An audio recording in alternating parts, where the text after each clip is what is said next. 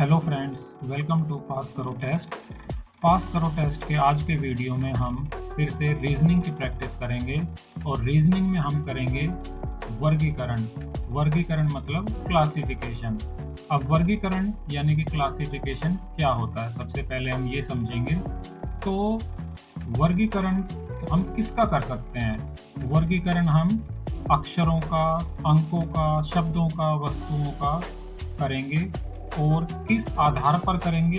उनके जो similar qualities, उनके जो एक जैसे गुण हैं, लक्षण हैं।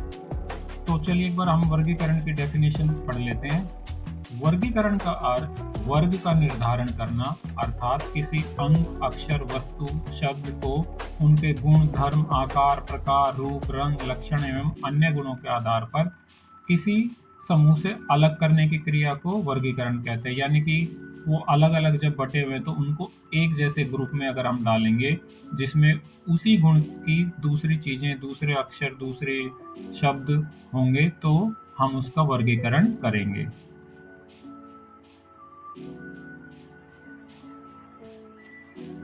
चलिए क्वेश्चंस कैसे करेंगे। क्वेश्चंस के लिए हमें डायरेक्शन है कि प्रश्नावली के अंतर्गत शब्दों, अक्षरों एवं अंकों के कुछ समूह दिए गए होते हैं।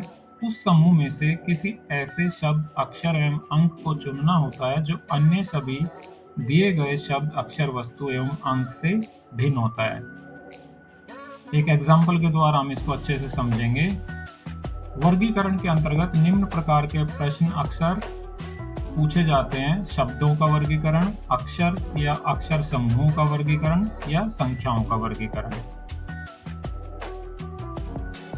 शब्दों का वर्गीकरण, इसके अंतर्गत कुछ शब्द दिए होते हैं जिनमें कोई आपसी संबंध होता है। इनमें से एक शब्द ऐसा होता है जो शेष शब्दों से अलग होता है, भिन्न होता है। इसी भिन्न शब्द को चुनकर हम उत्तर का निर्धारण करेंगे।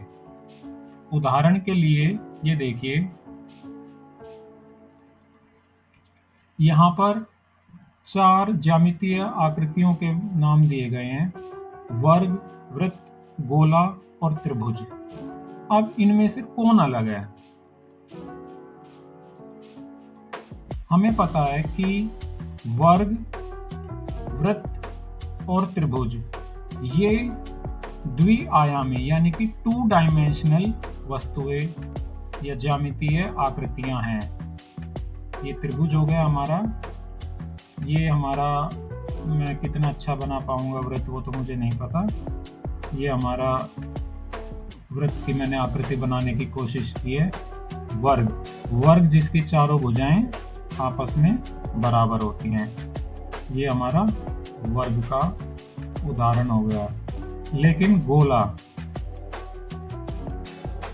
गोला एक 3 डायमेंशनल आकृति होती है, त्रिआयामी।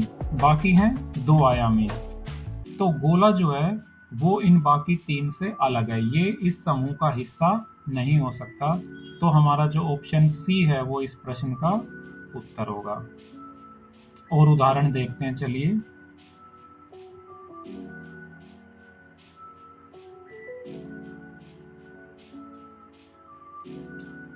उदाहरण 2, प्याज, टमाटर, आलू, गाजर।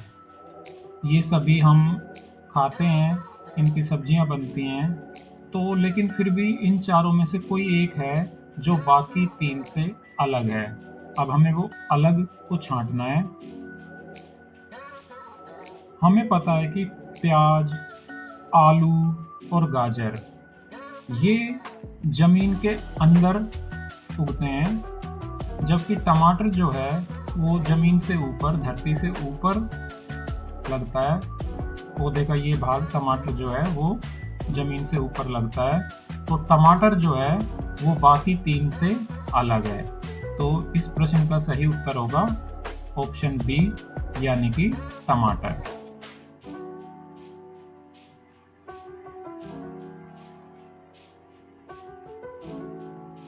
उदाहरण 3, महानदी, कावेरी, कृष्णा और नर्मदा।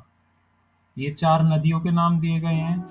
अब इन चारों में से 3 नदियों में एक समानता है, जबकि एक नदी कुछ अलग है बाकी से। ये सभी नदियों में से 3 जो नदियां हैं वो हमारी बंगाल की खाड़ी में गिरती हैं, जबकि एक नदी जो है वो बंगाल की खाड़ी में ना गिरकर कहाँ गिरती है? अरब सागर में, और वो नदी है नर्मदा। तो बाकी 3 से नर्मदा नदी अलग हो गई, इस समूह का हिस्सा वो नहीं है। तो इस प्रश्न का सही उत्तर होगा नर्मदा, ऑप्शन डी नर्मदा। इसी तरह से हम और क्वेश्चंस करेंगे तो हमें प्रैक्टिस हो जाएगी, हमें पता चल जाएगा किस तरह से हम इनका उत्तर कर सकते हैं। देखिए अब उदाहरण 4, वायलिन, सरोद, गिटार, हारमोनियम। ये चारों क्या हैं? ये चारों वाद्य यंत्र हैं। संगीत का निर्माण करने के लिए इनका प्रयोग किया जाता है, लेकिन इनमें से एक जो वाद्य यंत्र है वो बाकी 3 से अलग है। तो वो कौन सा है? कुछ ऐसे हैं इनमें से यंत्र जिनमें तार लगे होते हैं, जबकि एक है जिसमें तार नहीं लगा होता। वो कौन सा होगा? चलिए हम इसका उत्तर देखते हैं। देखिए, वायलिन, सरोद तथा गिटार, ये तीनों ही वाद्य यंत्र एक दूसरे से समानता रखते हैं। तीनों तार वाले वाद्य यंत्र हैं, जबकि चौथा हारमोनियम तार का वाद्य यंत्र नहीं है। इसी अर्थ में वह तीनों से बाकी 3 से अलग है। तो इसका जो सही उत्तर होगा वो होगा ऑप्शन डी हारमोनियम।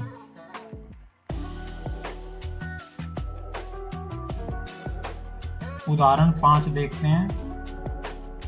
ये साल के महीनों के नाम हैं। ए जनवरी, बी फरवरी, सी जुलाई, डी दिसंबर। अब चारों ही साल के महीनों के नाम हैं, लेकिन फिर भी इनमें से कोई एक महीना बाकी 3 से अपने किसी गुण के कारण अलग है। तो वो एक जो महीना है वो कौन सा होगा और वो क्यों बाकी से अलग है? हमारे पास उसका उत्तर का लॉजिक भी होना चाहिए, हमें खाली तुक्का नहीं मारना है। तो आप देखो, जनवरी में कितने दिन होते हैं? जनवरी में दिन होते हैं 31। फरवरी में दिन होते हैं या तो 28 या 29। लीप वर्ष में 29 दिन होते हैं, बाकी जो साल होते हैं वो 28 दिन के होते हैं। अच्छा, जुलाई में कितने दिन होते हैं? जुलाई में दिन होते हैं 31। इसी तरह से दिसंबर के महीने में कितने दिन होते हैं? दिसंबर के महीने में होते हैं 31। अब आपको उत्तर का अंदाजा लग गया होगा कि जनवरी, जुलाई और दिसंबर ये तीनों महीने 31 दिनों के होते हैं, जबकि फरवरी जो है फरवरी 28 दिन का होता है। तो फरवरी इन बाकी 3 महीनों से अलग है। तो हमें अगर इस समूह से अलग कोई महीने का नाम छांटना है तो वो होगा ऑप्शन बी फरवरी। ऑप्शन बी फरवरी हमारे इस प्रश्न का सही उत्तर है। तो इसी तरह से आप इस प्रकार के प्रश्नों की प्रैक्टिस करेंगे तो आपको कॉन्फिडेंस होगा, आप इस प्रकार के प्रश्नों को हल कर पाएंगे और आप अपने जो भी आप टेस्ट देंगे उसमें सफल होंगे। आगे भी आपको ऐसे ही वीडियो मिलते रहेंगे। Thank you.